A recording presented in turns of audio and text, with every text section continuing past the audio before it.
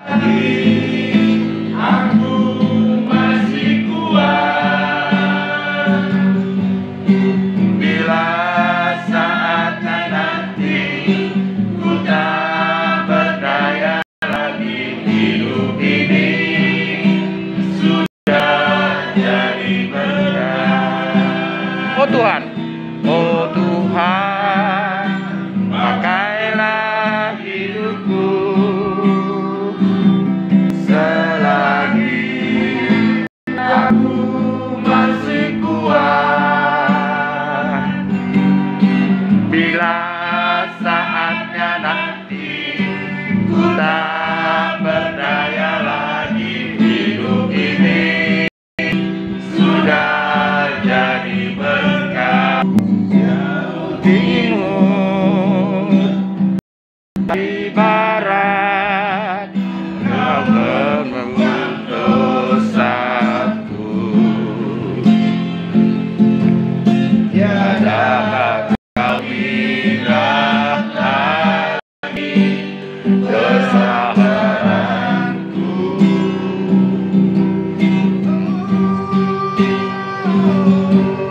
Aku berjalan yang lebih tahu melerangkan dosaku. Tiada kau perhitungkan kesalahanku. Betapa besar kasih pengampunanmu Tuhan. Terdapat hina hati yang hancur.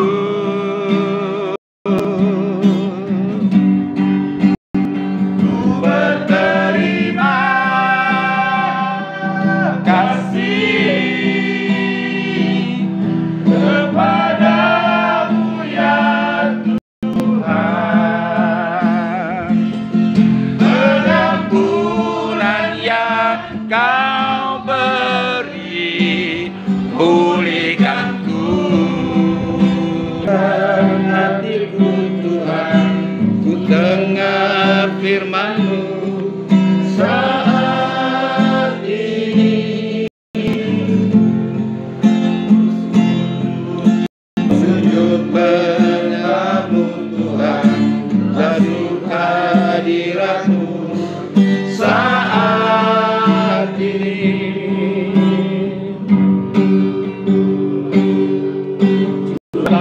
Harapan-Mu Tuhan, beri jemaat-Mu saat ini.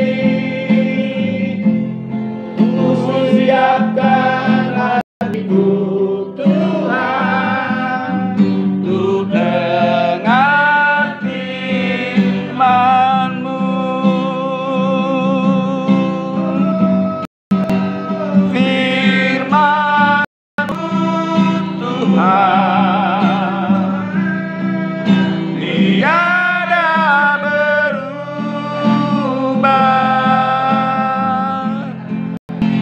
Dahulu, sekarang, selama-lamanya, tiada berubah.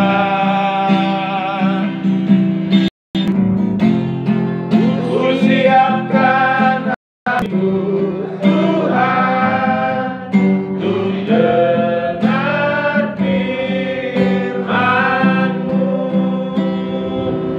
Elohim Bapa di surga, Tuhan kami, pencipta langit dan bumi, kami bersyukur Tuhan, sejauh ini Engkau memimpin roh kami, jiwa dan batin kami.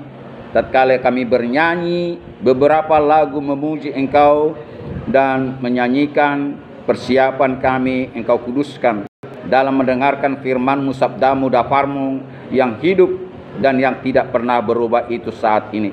Kami tahu Tuhan, kedagingan kami, kemampuan kami tidaklah layak untuk mendengar bahkan mengerti bahkan juga menjadikan firman-Mu itu tanpa kasih karunia dan pengasihan daripadamu. Karena itu Tuhan, sekali lagi kami minta, kuduskanlah hati dan pikiran kami, layakkanlah roh kami bersama-sama dengan roh Tuhan bersekutu pada saat kami mendengar, merenungkan, dan menjadikan itu oleh karena karunia-Mu menjadi firman yang hidup. Dalam nama Tuhan kami Yesus, kami mau ruangan ini Engkau kuasai sehingga tidak satu pun kuasa yang mengganggu daripada konsentrasi kami dan khidmat Tuhan. Janganlah kiranya Tuhan diganggu oleh kuasa-kuasa kegelapan. Terima kasih Tuhan, dalam nama Tuhan kami Yesus Kristus kami mengucap syukur dan berdoa. Haleluya. Amin. Dari lagu tadi saya mau kasih mulai renungan. Sejauh timur dari barat Engkau jauhkan pelanggarku, katanya tadi.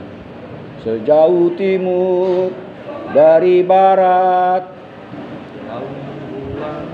dosaku. Mazmur 103. Ini Mazmur ini kalau nggak salah ibadah saya terakhir saya singgung itu ya. 103 ya, 22 ayat ya. Ingat itu. Kalau saya bisa, kenapa saudara nggak bisa menjadikan itu? Karena kalau kita renungkan Mazmur ini banyak khotbah yang kita ambil dari situ. Termasuk itu satu ayat di situ ada. Satu ayat ada di situ. Bisa sambil dengar saya, matanya bisa ke Bible. Ya. Jadi dalam lagu-lagu ini, lagu-lagu Kristen pada umumnya sebetulnya diambil dari Mazmur Daud pada umumnya, pada hakikatnya atau kebanyakan lagu-lagu itu. Berangkat dari situ semua. Dan semua lagu-lagu kita tadi ada di situ.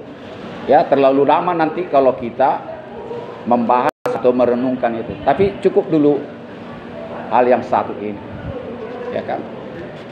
Sejauh timur dari barat dijauhkannya pelanggaran. Ya kan? Kalau dari mula kita baca di situ, pujilah Tuhan hai jiwaku, pujilah namanya yang kudus hai segenap batinku. Pujilah Tuhan hai jiwaku dan jangan lupakan segala kebaikannya. Dialah yang mengampuni segala kesalahanmu dan yang menyembuhkan segala penyakitmu. Dialah yang menebus hidupmu dari lubang kubur dan memahkotai engkau dengan kasih setia dan rahmat. Terus dia yang dengan kebaikan sehingga dari masa mudamu sampai masa tuamu baru seperti pada burung raja wali. Tuhan keadilan dan hukum bagi orang-orang yang diperas. Dia sudah memperlihatkan jalan-jalannya kepada Musa dan perbuatan tangannya kepada bangsa Israel. Terus ayat yang ke-8, Tuhan adalah penyayang dan pengasih, panjang sabar dan penuh kasih setia dan rahmat. Tidak selamanya ia menuntut, tidak selamanya ia mendendam. Terus tidak dilakukannya setimpal dengan dosa kita, tidak dibalaskannya kepada kita setimpal dengan kesalahan kita. Tetapi setinggi langit di atas bumi demikianlah besar kasih-Nya kepada orang-orang yang takut akan Dia. Dan ini yang kita renungkan sekarang. Terus sama-sama kita baca, sejauh timur dari barat dijauhkannya pelanggaran kita. Seperti Bapa sayang kepada anak-anaknya, demikianlah Tuhan sayang kepada orang-orang yang takut akan Dia. Sebab apa kita dan Dia ingat kita ini debu tanah. Ini Dia ingat kita debu tanah. Terus adapun manusia hari-harinya seperti rumput, seperti bunga di padang, demikianlah ia berbunga. Tetapi apabila angin datang melintasinya, maka hilanglah ia, bahkan tempatnya pun tidak mengenalmu lagi. Terus tetapi kasih setia Tuhan dari selama-lama sampai selama-lamanya. Terus atas orang-orang yang takut akan Dia. Terus dan keadilannya bagi anak cucu, bagi orang-orang yang berpegang bagi orang-orang yang berpegang pada perjanjiannya dan yang rindu dan yang suka melakukan titah-titahnya. Baru yang ayat yang ke-19, Tuhan telah menegakkan tahtanya di sorga dan kerajaannya berkuasa atas segala sesuatu. Pujilah Tuhan, hai segala malaikatnya, hai pahlawan perkasa yang melaksanakan firman-Nya dengan mendengarkan suara firman-Nya.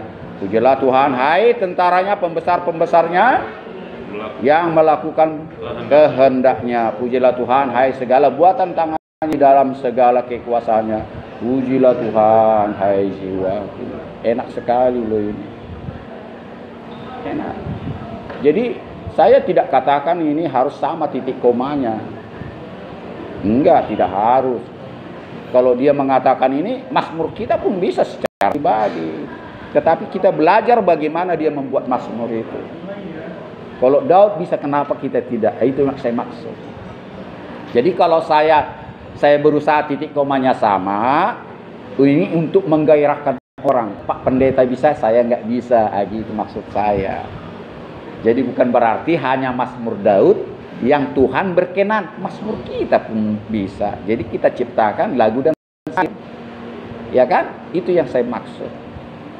Kita menjadi salah kalau membuat ini jadi mantra, seolah-olah Tuhan hanya dengan inilah dia datang atau memberi kuasa atau membantu kita. Jangan bikin itu mantra.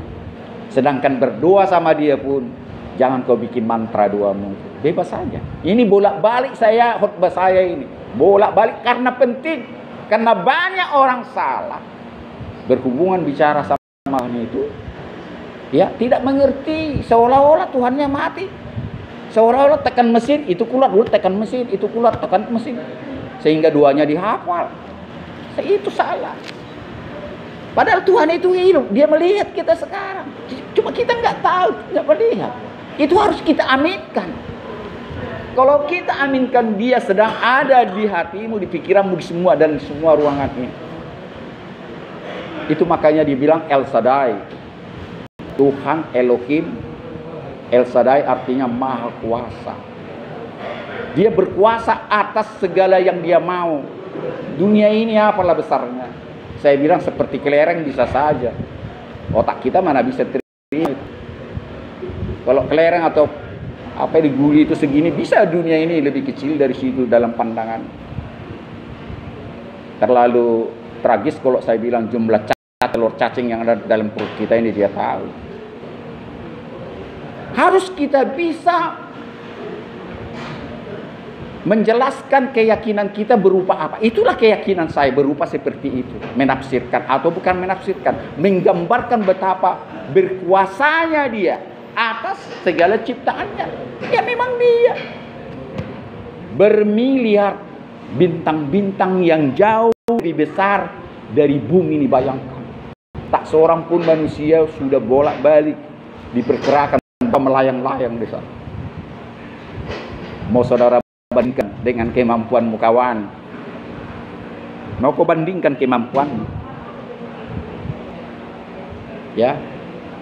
Maka daripada itu, untuk mendengarkan kita sama dia harus lewat firman. Kalau kesombongan, keangkuhan kita sesama manusia, itu artinya kita sombong juga kepada dia. Ingat itu. Jangan pernah sombong dan angkuh kepada manusia seolah-olah saudara lebih hebat, lebih pintar, lebih apa dari manusia lain. Itu sama saudara juga menyombongkan diri kepada dia. Percaya. Ya, mengasihi sesama manusia sama dengan mengasihi dia. Membenci manusia sama dengan membenci dia. Jangankan manusia, binatang juga demikian. Burung kacer saya mati kemarin 3 hari yang lalu. Burung kacer ini tahu kan, suaranya bagus. Ini yang liar tersangkap. Terus saya biliklah anaknya. Rupanya dia nggak terbiasa makan pur. Saya kasih jangkrik. Udahlah masih ada purnya. Karena sibuk saya jangkrik ulat udah habis. Rupanya mati dia. Aduh, Tuhan menyesal saya. Padahal bagus suaranya. Terus anaknya yang 2 saya beli, anaknya belum jadi suaranya. Mati 1, yang 1 masih hidup. Sebelum kemarin saya kasih ulat, rupanya ada tekniknya. Anaknya belum bisa kasih makan jangkrik. Saya kasih dulu makan jangkrik, mati. Belum, masih ulat-ulat yang segini. Kalau saudara tahu makanan dulu. Artinya lah dulu, kalau saya bisa merasa kasih kepada burung dan semut pun, Ada semut di rumah saya usir. Mau semut apa itu? Saya usir. Jangan sampai saya bunuh dia. Ada sampai sekarang di India, saya lupa di India bagian mana, ada suatu kepercayaan. Kalau berjalan begini dia, kalau saudara tidak tahu, pakai sapu dia, mau jalan kemana? Karena apa? Karena takut berdosa dia menginjak binatang gitu. Di India itu yang saya tahu. Ada. Apalagi yang percaya itu reinkarnasi dari manusia, belum lagi sampai ke situ. Kalau saya jujur aja, bakar sampah saya ada semut, saya usir dulu. Kasihan aku kubakar ini semut ini. Usir, disampai itu kan Pak. Udahlah, nggak semua bisa kusir ya. Maafkanlah aku ya. Sambil ngoceh saya itu ngomong betul-betul, maafkanlah aku. Udah kusirnya kau. Atau makanan yang sedang saya mau panaskan lagi ada di tempat rebusannya itu, saya usir dulu sana pergi. Baru saya panaskan. Itulah artinya. Itu nggak dibikin-bikin. Itu datang karena memang dia menaruh perhatian saya kepada ciptaannya, karena dia juga ciptaannya. Sedangkan yang kita katakan benda yang mati, katakanlah batu. Batu itu sebetulnya hidup itu. Dari gumpalan kecil ya, kayak gunung itu kan naik dia itu ya. Sebetulnya seperti bernyawa dia, naik itu gunung itu gitu. Tambah gini macam-macam dan sebagainya. Sedangkan yang mati saja, ya kan kita pelihara ciptaannya yang cantik. Coba kita ratakan semua gunung-gunung. Ini manusia bisa meratakan semua gunung, setiap gunung bisa. Berapa besarlah bom atom dibuang ke situ, bisa rata kan? Jadi kita pelihara semua yang ada ini, udahlah tinggal kita ya menikmatinya. Apalagi nyata-nyata ya binatang dan tumbuh-tumbuhan yang hidup. Ada enggak kita berbicara kepada dia? Sedangkan dia berbicara kepada tumbuh-tumbuhan dan binatang-binatang. Ingat pohon ara di sini waktu Yesus ya kan berjalan ya kan melihat pohon ara yang tidak berbuah, ya semacam dikutuknya dia, sudahlah tidak usah kau berbuah lagi. Pohon ara itu angus, ya suka-sukanya kan gitu. Ya kan? Itulah gambaran bahwa dia sendiri berbicara kepada ciptaannya. Ya kalau Tuhan berbicara kepada ciptaannya, kenapa kita tidak? Yang lebih jauh lagi, kenapa kita bisa bebas berbicara kepada ciptaan seperti saya kepada semut? Apalagi saya bicara kepada dia. Itu yang mau saya katakan kepada saudara-saudara. Sedang kepada semut saya bicara. Amin. Ini nggak ada yang saya dengar khotbah lain atau orang lain mengajarkan saya. Puji Tuhan kalau saya lewat khotbah ini. Ini semua datang dari dia. Bisa terjadi sama saya. Jadi kalau firman Tuhan sampai kepada saudara-saudara, saudara mengeraskan hatimu. Hati-hati. Jujur ini semua ini datang dari dia ini. Bukan saya dengar dari khotbah lain atau dari buku-buku. Saya bilang saya rekam khotbah-khotbah saya, Tuhan. Ada banyak hal yang Engkau berikan kepada saya langsung. Saya mau kasih sama mereka. Itulah hikmat. Jadi kalau saya mendapat hikmat dari Tuhan langsung dari dia, bukan dari pendeta saya, dari orang lain, dari buku-buku lain. Kenapa saudara tidak? Dan hikmat ini yang paling berharga. Kalau saya dapatkan ini dari orang lain, saya kira nggak terlalu berharga. Jadi ada banyak hal-hal yang langsung saya dapat sama dia. Saya bangga kali kalau saya ingatkan kepada saudara. Jadi hargai dia. Kalau kita belajar menghargai dia. Sejauh timur dari barat, bayangkan timur dan barat. Berapa jauhnya itu? Sanggup. Saudara aku menghitung jauh timur dari barat. Kalau tangan kita ini bisa. Ini timur, ini barat, tahu. 1 meter lebih, nggak sampai 2 meter. Tapi pusat bumi ini dari timur dari barat. Kalau bumi bisa diukur cakrawala. Kalau bumi tahu ukurannya berapa? Berapa lah ini? Ada itu, bisa di Google, bisa dicari. Kutub utara, kutub selatan. Bisa. Bisa diukur itu. Pintar manusia kok. Nggak meleset itu. Tapi cakrawala ini. Sedangkan kita pun aneh, kita melayang-layang sebetulnya ini. Kita ada di sini, ada manusia di sini, ada manusia lengket di sini. Betul? Aneh kan? Semua kita pernah pegang magnet, betul? Amin, magnet. Saudara letakkan, di sini ada besi-besi lengket.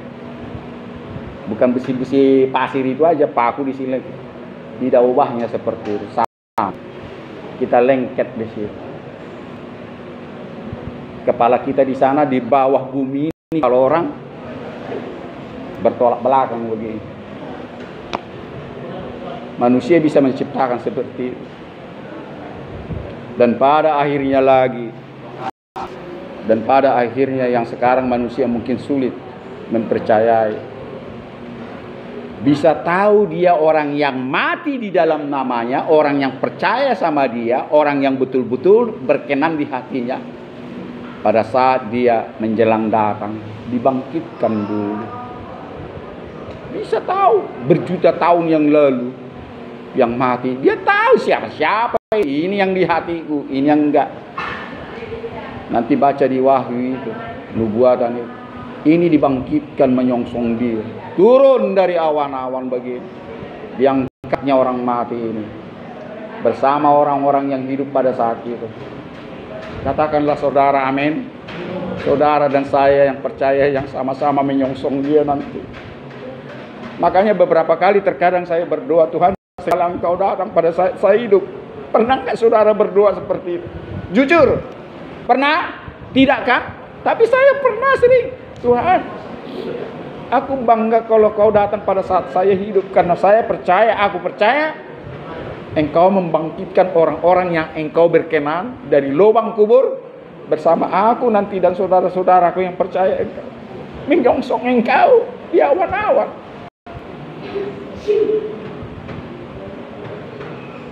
Makanya sering orang yang menghadapi orang mati katanya, Bapak mama ini sudah di sorga, kata. Dia sudah di sorga. Itu keliru. Belum ada proses, masih belum. Tapi kalau saya katakan ini agak memukul hatinya, tapi harus saya katakan itu dengan pelan-pelan. Masih beristirahat semua itu. Makanya ada istilah RIP, rest in peace. Ini sering kali saya, karena apa? Sekarang zamannya harus buka-bukaan kebenaran firman Tuhan. Kalaupun ini saya bolak-balikan, terkadang orang nggak mau merenungkan. Yang mati itu masih beristirahat. Makanya dalam bahasa Batak dison maradian, ijon apa bahasa Simalungun, beristirahat. Tinggal di mana dia dikumpulkan. Semua roh orang yang mati belum dibikinnya diperkenankan ke sorga, belum. Bahkan banyak hamba-hamba Tuhan yang keliru. Pada saat dia memberikan khotbah pada itu, aduh Tuhan, saya bilang, dia keliru menafsirkan firman Tuhan atau mengartikan firman Tuhan.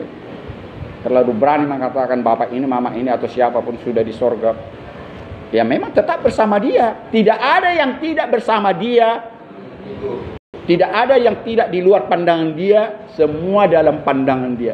Simbolis iblis juga bersama dia. Siapa bilang tidak? Langit dan bumi kepunyaannya. Ada satu berjuta-juta, mungkin saya tidak tahu hitungan iblis. Ada di luar satu iblis yang di luar dari dia. Ya bersama-sama dia juga. Jadi nggak sulit-sulit. Kalau khidmat Tuhan, ini pun baru kali ini saya katakan itu. Belum pernah saya katakan. Terima kasih Tuhan hikmat yang dikasihnya pada saat ini. Sama saudara. Iblis sendiri pun bersama dia. Manusia bersama dia. Semua ciptaannya bersama dia. Jadi jangan pertanyakan di mana orang yang mati. Ya bersama dia. Tinggal mendapatkan karunia di Samayim itu, di sorga itu. Nanti ada masanya. Sedangkan menyongsong dia belum terjadi. Jadi itulah namanya iman. Iman adalah segala sesuatu dasar dari permintaan. segala sesuatu bukti dari yang belum terjadi, itulah iman. Bukti dari yang belum terjadi terjadi. Semua nubuatan di sini harus kita imani. Termasuk salah satu nubuatan yang terjadi yang tidak bisa kita bantah adalah semua nabi sebelum lahir sudah ada nubuatan terbukti. Tidak ada seorang nabi pun yang tidak lahir sebelum dinubuatkan oleh nabi yang masih hidup pada saat itu. Katakanlah saya seorang nabi sekarang ini. Saya sudah berkata kepada manusia pada saat akan lahir nabi ini, lahir ini, lahir ini. Itu Tuhan yang berbicara lewat saya. Itulah nubuatan. Jadi nabi semua yang di sini. Di luar itu tidak ada seorang nabi. Termasuk Tuhan kita Yesus Kristus. Termasuk Yohanes Pembaptis. Sebelum lahir semua itu ada di sini. Sudah ditulis. Ya, bahkan tempatnya sudah dikatakan. Bahkan sebelum lahir sudah dikasih tahu tentang sengsara dan matinya. Luar biasa. Ya kan, luar biasa. Kitab Yesaya itu sebelum dia lahir. Saya mau buktikan.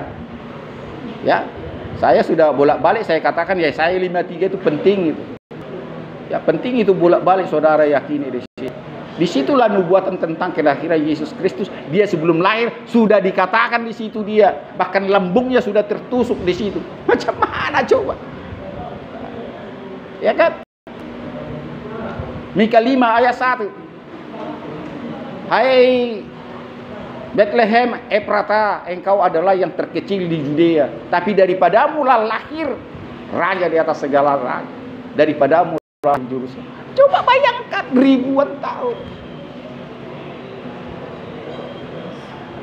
Inilah yang sering dibacakan sampai sekarang ini orang Yahudi yang bukan Kristen. Yahudi enggak semua Kristen. Tetapi mereka tidak tahu yang lahir itu sudah mau datang lagi. Aneh bin ajaib, ajaib bin aneh. Kita berdoa sama orang Yahudi biar mereka Kristen semuanya. Sedang menantikan mereka itu Mesias itu. Makanya Jesus Christ dibunuh. Amin. Tolong saya dijawab amin. Karena mereka nggak percaya, itulah yang di Yesaya 53 yang sedang dinantikan. Itu dia. Coba. Padahal di luar Yahudi, di luar Israel, di luar orang Kristen mengaminkan dia itu yang digantung itu. Ya. Nanti khotbah ini kembali kepada sejauh timur dari barat itu. Tapi saya mau tunjukkan kuasanya. Ya. Saya tunjukkan itu semuanya. Jadi kalau sudah ada kitab itu dari dulu, ya jauh sebelum dia lahir sudah digenapi, mereka tidak percaya, itu ada sesuatu hal. Apa yang terjadi? Ya, imam-imam dalam ibadah mereka itu sih. Dan saya beberapa kali ikut ibadah seperti gereja Yahudi ada saya ikuti. Istilah-istilah, makanya istilah Yahudi, Israel banyak yang saya tahu. Ya. Apalagi ada juga gereja juga sekarang yang artinya fanatik sekali dengan Taurat. Saya katakan Taurat bukan dibatalkan atau Taurat tidak perlu diyakini. Taurat tidak dihapus. Karena dalam Taurat itu seperti makanan juga, di situ kita dilarang makanan itu. Betul? Amin. Ya, ikan lele nggak bisa kan? Ikan gabus boleh, udang nggak boleh. Ya, ular tak boleh. B1, B2 tak boleh. Itu dan sebagainya. Ya, sampai sekarang ada gereja yang teh pun tak boleh, kopi pun tak boleh. Kalau mereka memuliakan Tuhan, tidak makan, tidak minum itu amin. Tapi janganlah kiranya ya merasa kudus, tidak memakan dan minum itu. Karena kekudusan bukan dari makan minuman. Saya ngomong apa adanya loh. Saudara tidak makan B1 sampai B10 atau berapa itu. Amin. Kalau untuk memuliakan dia. Saudara tidak menikah untuk memuliakan dia. Ya silakan. Tapi jangan bahwa saudara kudus kalau tidak menikah. Rasul Paulus apa dikatakan? Memang baik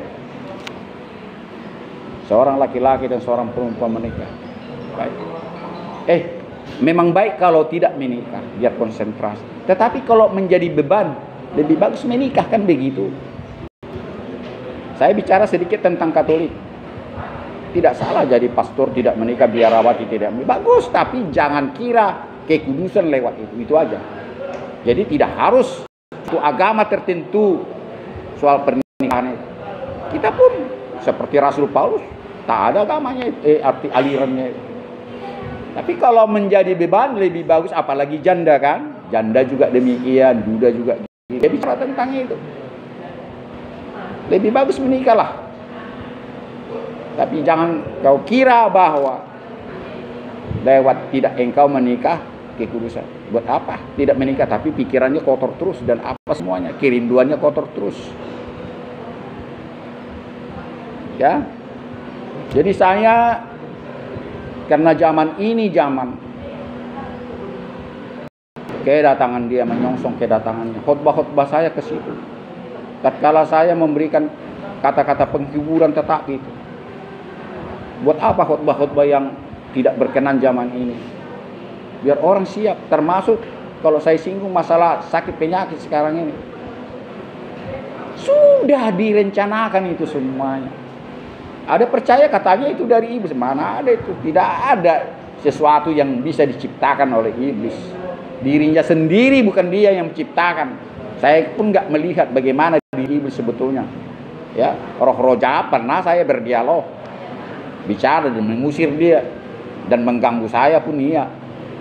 Dia datang lewat berupa kepala manusia pun berapa kali itu datang sama saya.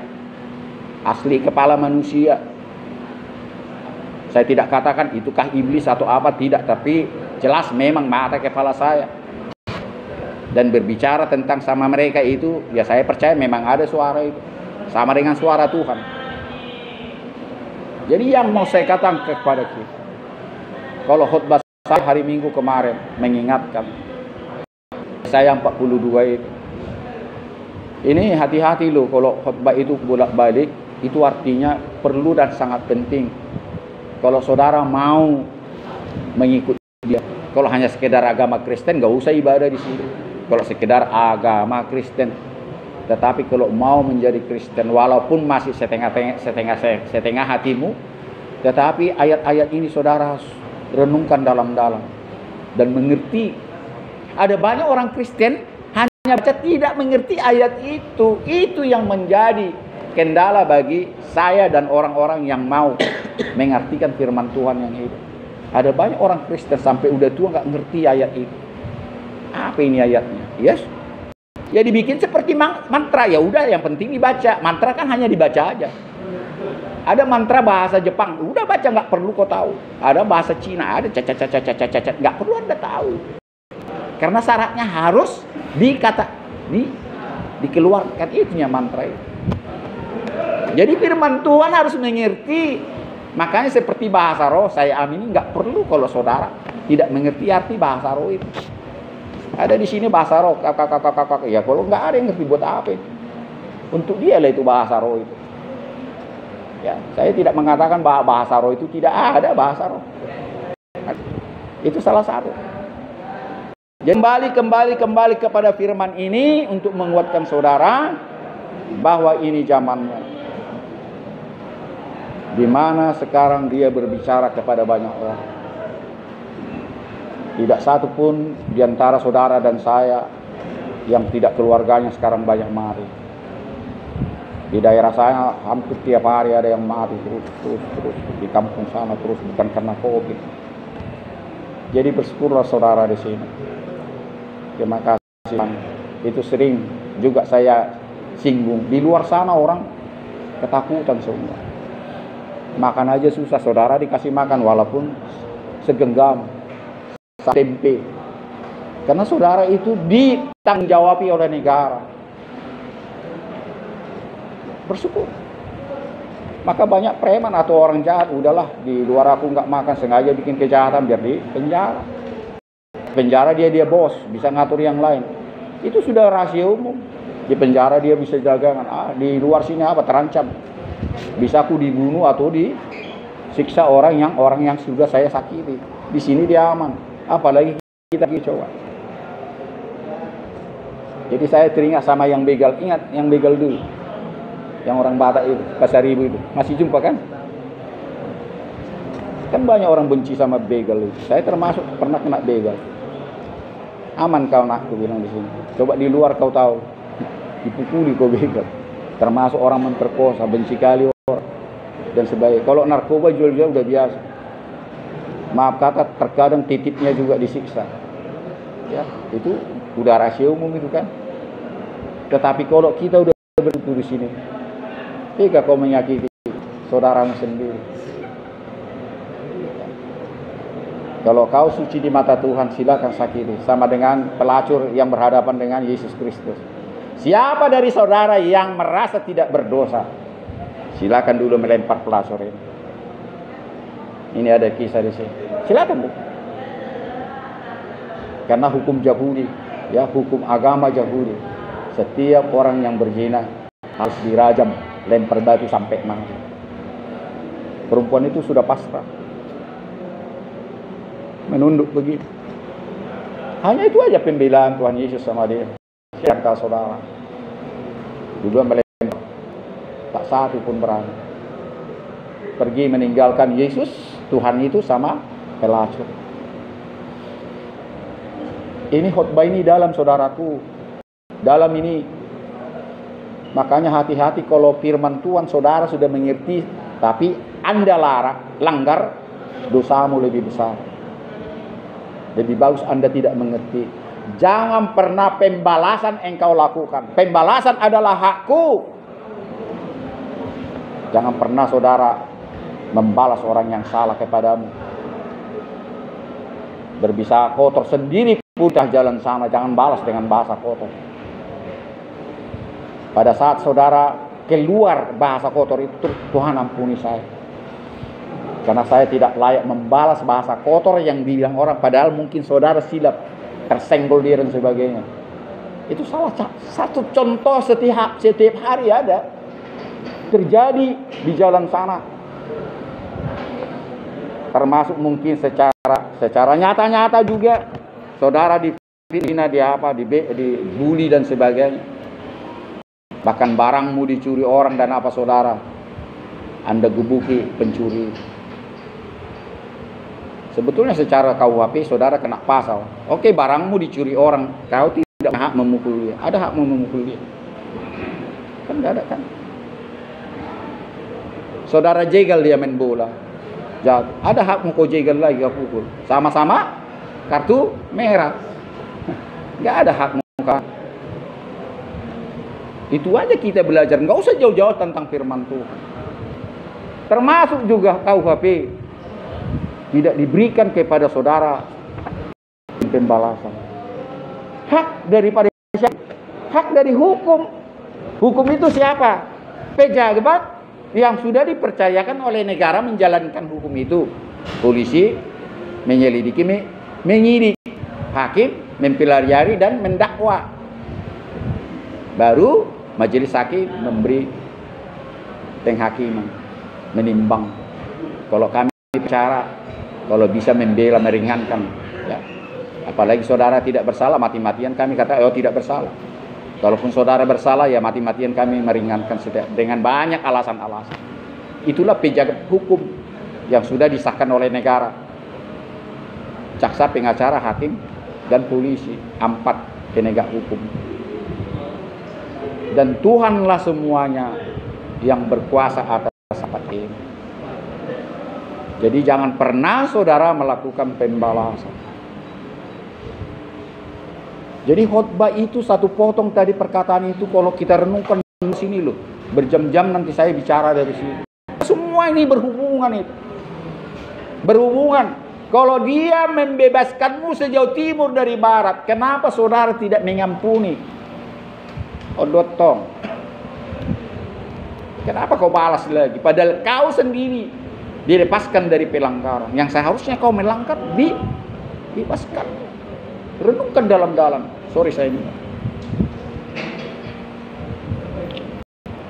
Itu masih pembalasan. Belum lagi berbicara dengan pengampunan. Saya sering mengatakan di sini kalau yang baru jumpa dengan saya, pada saat bersama-sama berdoa dengan doa Bapa kami atau doa yang diajarkan Tuhan Yesus Kristus. Ampunilah kami, ampunilah saya seperti aku dan kami mengampuni orang yang bersalah kepada kami.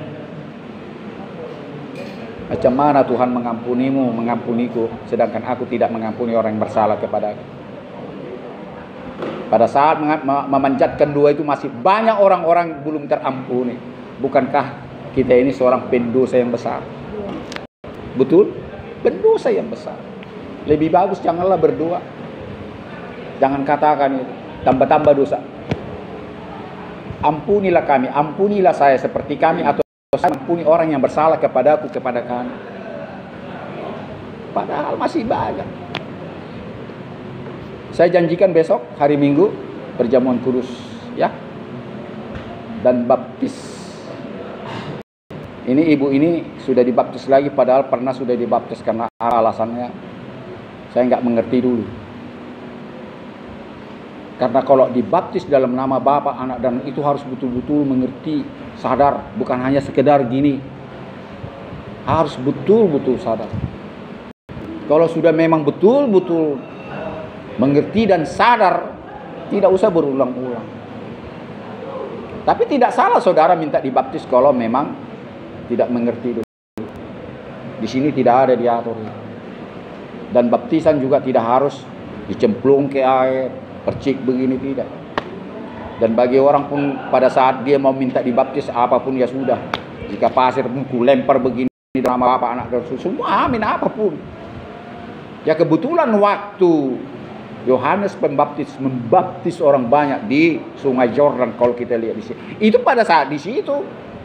Bagaimana kalau nggak ada sungai? Jadi janganlah ada gereja fanatik dengan cara ini. Enggak, saya enggak. Pelayanan saya tidak punya sekte saya. Sekalipun ada gereja saya. Kalau saya punya sekte, tidak semua orang mau dengan saya. Karena sekte lah banyak orang menjadikan berdosa. Percayalah itu. Jadi jangan pernah fanatik dengan sektemu atau gereja. Kalau bisa jangan bersekte. Masuki semua sekte-sekte. Semua. Di mana nama Yesus disebut, masuki semua. Tetapi hampir jarang gereja mengatakan jemaat, kau masuk. Nanti kosong gerejanya. Kalau saya sudah jalani itu. Dari belasan tahun umur saya sudah masuk ke semua gereja yang ada di Jakarta. Saya dulu lama Jakarta. Ya kan? Jadi saya menemukan kebenaran di mana-mana masuk saya. Semakin dewasa saudara, percayalah. Jangan pernah fanatik sama gerejamu, jangan pernah fanatik sama pendetamu. Fanatiklah kepada suara Tuhan yang datang. Karena ini bolak-balik saya bilang, dia ada dalam hatimu dan pikiranmu, jiwa dan batinmu. Dicakapinya. Tetapi kalau saudara menutup, tetap dia ketuk. Buka anakku, buka anakku. Ada banyak pegawai negeri yang koruptor. Bahkan kawan-kawan di pengadilan. Kalau diajak berdoa nggak mau. Karena apa? Dia tahu diri. Tadi saya masih meminta uang gini-gini. Saya masih suap gitu. Itu alasannya. Dan banyak itu kantor-kantor pegawai negeri meminta kami khotbah. Jangan itu. Bahaya katanya. Kenapa? Dibongkar semua. Tapi kalau dari gereja nggak berani. Saya jujur aja mengatakan. Saya harus mengatakan kebenaran. Saya tidak mau kerjasama. Saya tidak mengatakan apa kebenaran firman Tuhan untuk mengharapkan amplop durung-durung ya. Saya enggak lah. Tetapi banyak juga yang rindu khotbah-khotbah seperti ini. Kalau orang Batak bilang apa? Si jeluk mata ni horbo. Harus begitu orang tobat lu. Enggak dibujuk-bujuk begini. Ya, kolektif durung-durung. Ini yang bujuk-bujuk semuanya. Yang keangkat ya apa semua. Berdirilah gereja cantik. Kalau kami perlu bangunan gereja. Gereja kami ada semua tempat. Bahkan di toilet sendiri, di tempat pelacuran, di lapo tuak di mana itu saya anggap gereja termasuk ini. Karena banyak gereja banyak anggota gereja dan yang menjalankan gereja ini Ngapain sih beribadah di situ katanya. Jadi orang yang melihat saya pelayanan ke sini, loh, justru ke sini perlu gereja itu. Ke sini orang yang menjalankan di gereja itu. Karena misi dan visinya datang ke dunia ini menjelma seperti kita untuk orang berdosa, bukan karena manusia sudah suci dia datang. Jangan terbalik kawan. Karena manusia sudah penuh dengan dosa, dunia sudah penuh dengan dosa, maka dia datang. Ya. El Gibor, Elohim yang perkasa. Ya. Dia datang. Padahal begitu perkasa dia yang maha kuasa, El Shaddai, mau menyamakan dirinya kepada manusia yang berdosa. Saya tambahkan sedikit lagi. Ada pernah saya menemukan hal yang sangat luar biasa memang kalau saya anggap. Jika menanyakan begini, bukankah Tuhan itu adalah tertib, roh yang tertib? Jadi rupanya saya diperlihatkan beberapa kali pelayanan di sini, kok berubah-ubah. Karena terkadang dimulai dari sini di hari ini, Pak Pendeta begini, Pak Pendeta kok doanya lain kemarin, lain ini katanya. Disitulah yang hidup itu saya bilang. Karena selama ini saudara beribadah secara lahiriah dari liturginya udah disetting harus begini dan hari ini doamu ini itu gerejamu kawan. Jadi makanya saya bilang coba beribadah ke tempat yang lain di luar gereja. Kita jangan lihat yang lahiriah. Dan kita sendiri mau berdoa, mau beribadah, tidak difokuskan kekudusan dari tubuh ini. Kekudusan ini yang kita akan pikiran, hati, hendaklah kudus. Bukan dari kulit. Mau sabun apa saudara pakai ini? Tetap daging. Mau sabun apa? Cuci ini semuanya, apa semuanya. Tetap kotornya kita. Ini bersihkan, ini bersihkan. Ya. Jadi tempat juga demikian ini. Tidak ada satupun yang bisa membersihkan ini.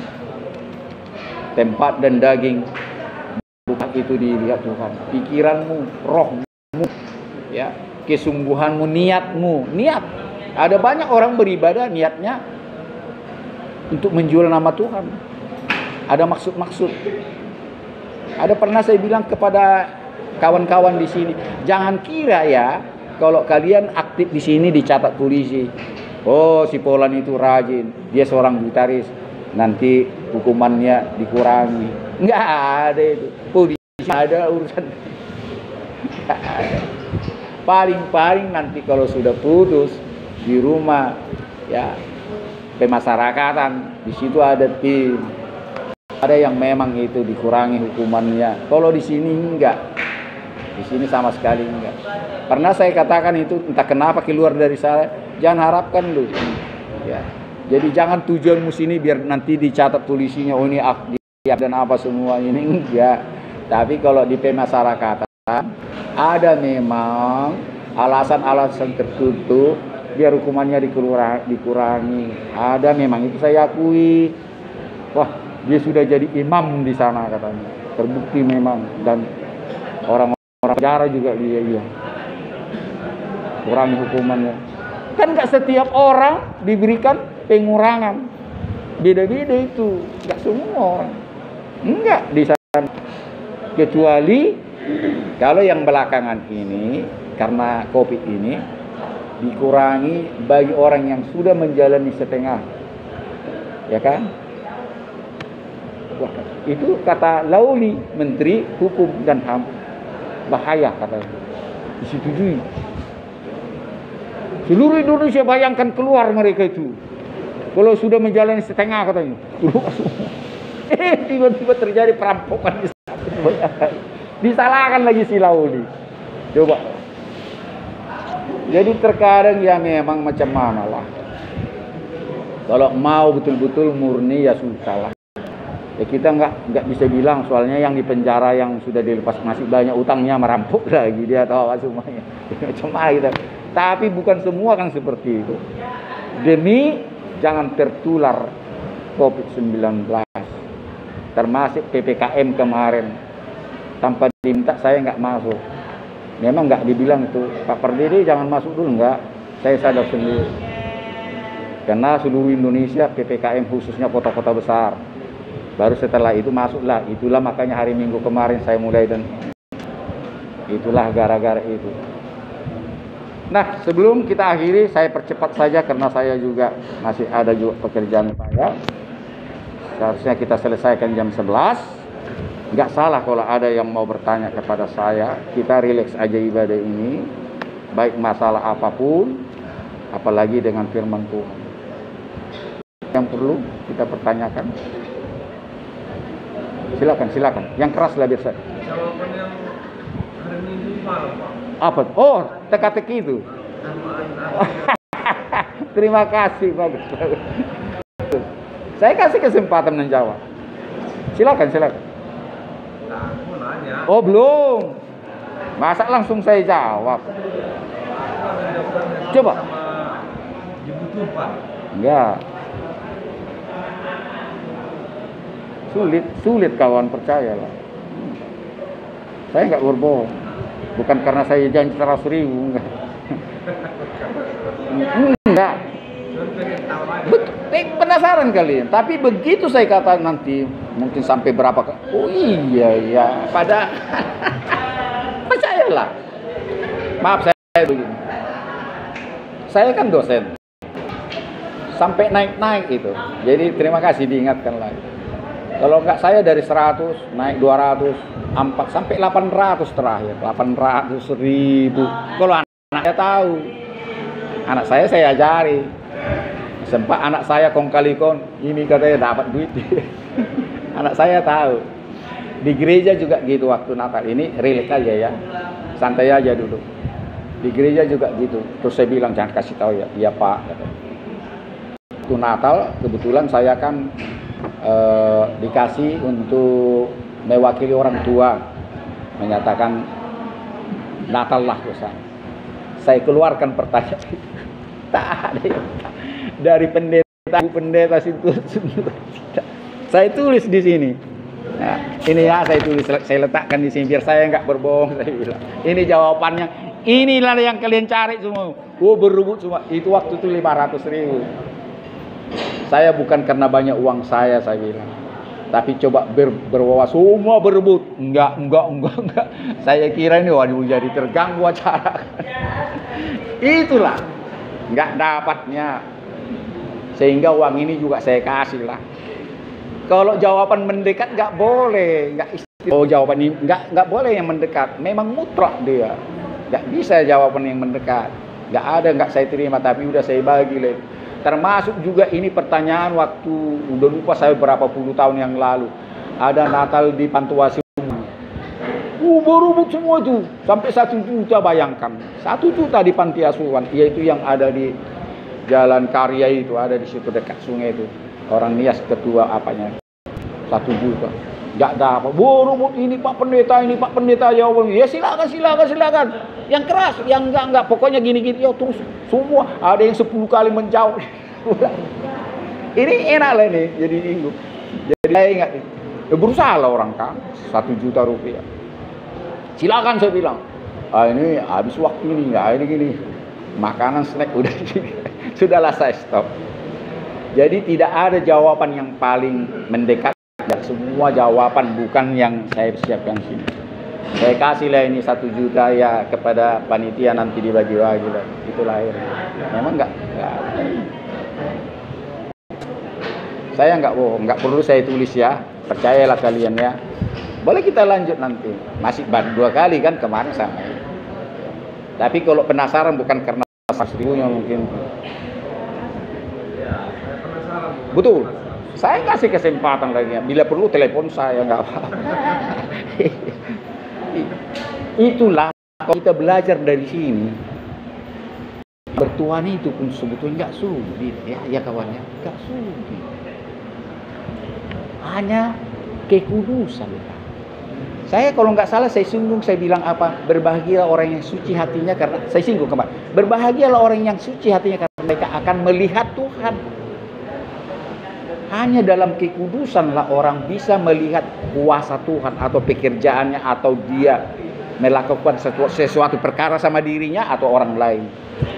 Makanya orang tidak tahu bahwa dia sebetulnya dalam pimpinan Tuhan. Nggak sadar dia. Kita ini sering nggak menyadari dia dipimpin, dituntun kita. Apalagi yang kita baca dia yang membebaskan engkau dari lubang kubur. Banyak sebetulnya manusia yang seharusnya mati, nggak mati-mati. Ada juga manusia yang meminta mati, nggak mati-mati, itu lain lagi ya. Ada banyak itu. Ya, mungkin siksaan saya nggak tahu. Pengen mati dia nggak mati-mati. Aku mati lah, aku enggak. Ya. Ada orang ingin lama mati, mati juga cepat. Itu juga itu. Itu filosofinya yang namanya bertuhan itu sebetulnya nggak jauh-jauh dekat. Kalau kita mau seperti nanti jawabannya ini ada di muka kita ini sebetulnya. Iya ini boleh dalam bahasa prokem kata kurang ajar juga Pak. Kita ini bikin stres aku. Bikin stres padahal jawabannya seenteng itu. Termasuk jawaban itu kan enteng jawabannya, sama-sama dibutuhkan, sama-sama huruf, sama awalnya, sama-sama ini, sama-sama ini kan. Jadi itulah artinya apa persamaan api dan air.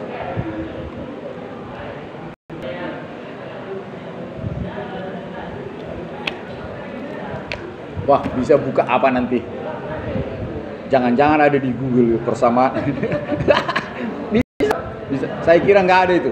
Yakin kali aku nggak. Nanti saya cek. Ya, saya yakin kali lah. Terserah. Anda buka di Google pun. Yakin kali aku nggak ada. Karena itu hikmat. Sekali lagi saya bilang itu hikmat. Kalau persamaan itu mungkin sama-sama dibutuhkan, itu mungkin saya yakin ada. Percayalah. Bisa kan? Sama-sama dibutuhkan. Karena ini hikmat sehingga ya hanya hikmat Tuhanlah yang bikin di Google itu sehingga disetting bisa. Ini langsung dari dia loh sama saya. Termasuk yang kemarin yang saya bilang memamah biak itu. Ya kan? Selama ini saudara nggak pernah memikirkan itu. Mana lebih enak daun ubi tumbuk daripada ubi tumbuk. Pada saat saya menungkan apa sebetulnya mengartikan merenungkan firman Tuhan. Merenungkan firman Tuhan itu adalah firman yang didengar atau dibaca atau disampaikan orang ini direnungkan kembali. Itu harus dipegang. Sama dengan kerbau, sapi dan apa semua yang memamah biak, rumput yang sudah dimasukkan dalam lambungnya dikeluarkan, dimamah biak lagi.